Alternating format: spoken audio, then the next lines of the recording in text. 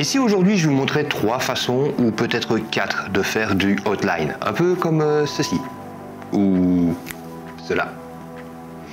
Bon allez, go sur le PC, je vous montre ça tout de suite.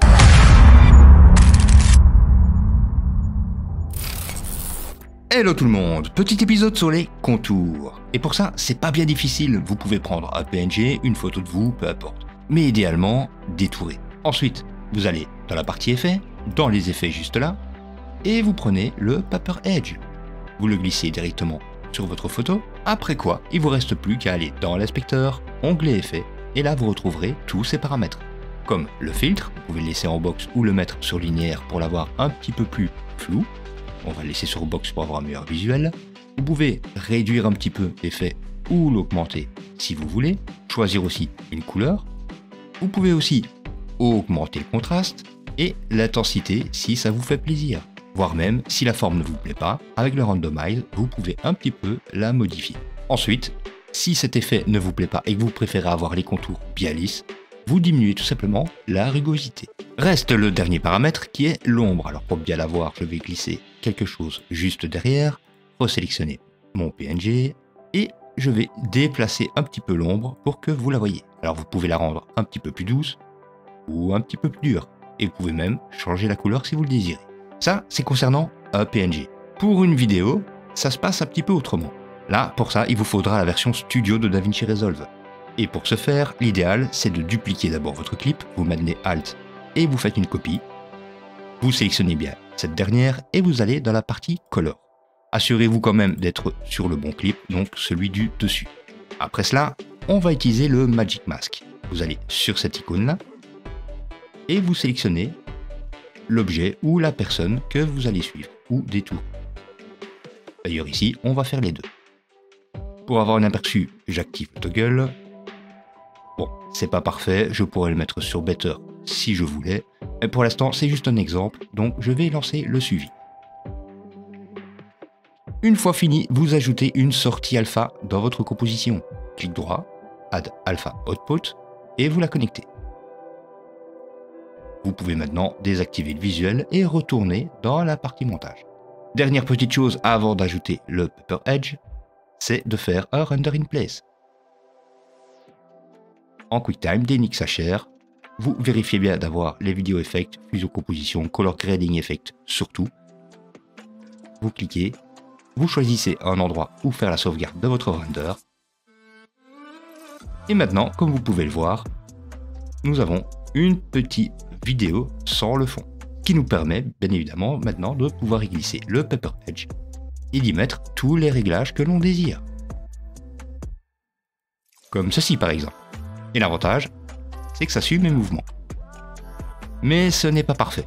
Et on peut encore créer ça nous-mêmes directement dans la partie fusion.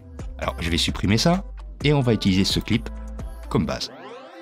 Alors, avant de l'utiliser d'abord, parce que évidemment pour ça il vous faut le Magic Mask, je vais vous montrer comment on peut faire à partir d'un simple PNG, que je vais mettre en visuel à gauche. Pour ça, bien évidemment, vous pouvez retrouver encore le Paper Edge dans les effets, dans Template, Edit, Effect. Et là, si vous n'en avez pas trop, vous pourrez le retrouver facilement et le glisser pour avoir votre résultat. Et moi, j'ai trouvé dans ma bibliothèque encore un autre effet qui se trouve dans la partie Fusion, Tools, et il s'appelle le Edge Control. Vous pouvez connecter le tout. Et voilà le résultat. Vous pouvez augmenter un petit peu l'effet si vous le désirez, réduire un petit peu le gain, augmenter le gamma, augmenter le pré-blur size, et à ce dernier nœud, on va ajouter un color corrector, choisir peut-être une couleur, et pour avoir notre personnage à l'intérieur, à ce color corrector, on va ajouter un merge et connecter la sortie de notre PNG à la partie foreground du merge 1. Pour obtenir ceci comme résultat. Mais il y a encore d'autres possibilités. On va supprimer tout ça et on pourrait ajouter à notre PNG un contrôle barre espace, erode, delete. Alors, pas d'effet jusque là. D'ailleurs, ici, je pourrais augmenter ou diminuer la valeur. Vous voyez l'effet. Et pour que ce soit un petit peu plus probant, vu que là, ça ne vous dira sûrement pas grand chose, à notre erode delete, on va ajouter un background. Donc on va bien le connecter correctement, comme ceci et comme cela. À ce background, on va ajouter un merge pour refaire la même technique que tout à l'heure. On va prendre la sortie de notre PNG et la connecter en foreground.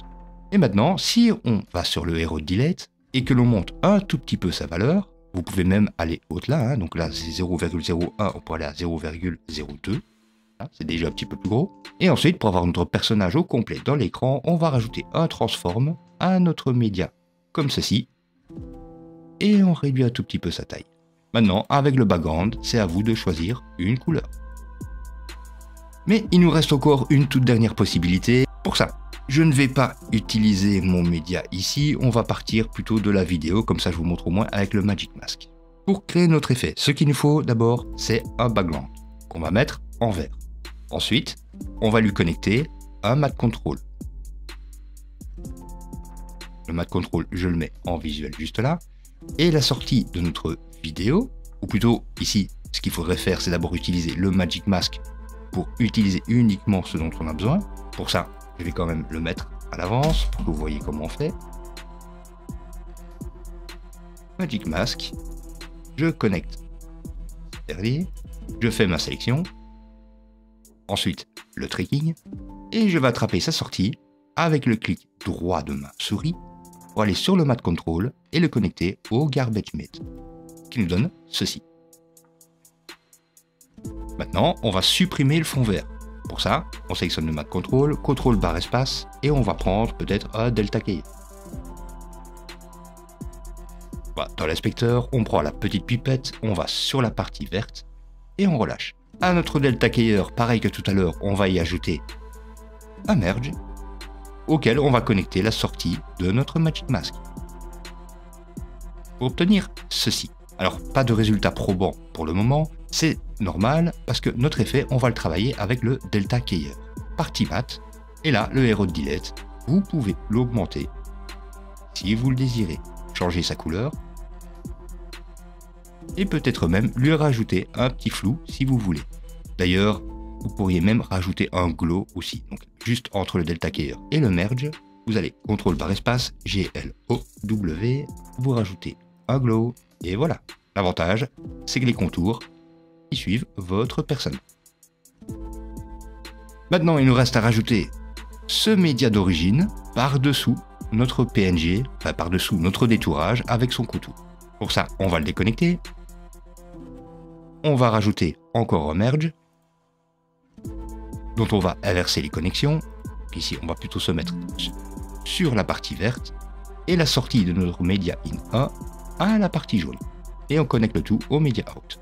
Et voilà le résultat. Et voilà, c'est déjà fini. Alors n'hésitez pas à laisser un petit pouce vers le haut, à commenter, à partager, à vous abonner si ce n'était pas encore déjà fait, à peut-être passer sur ma page Ko-fi, car demain c'est mon anniversaire, j'aurai enfin 41 ans. Et bon, je vais pas non plus vous raconter ma vie, alors portez-vous bien et à la prochaine. Ciao ciao.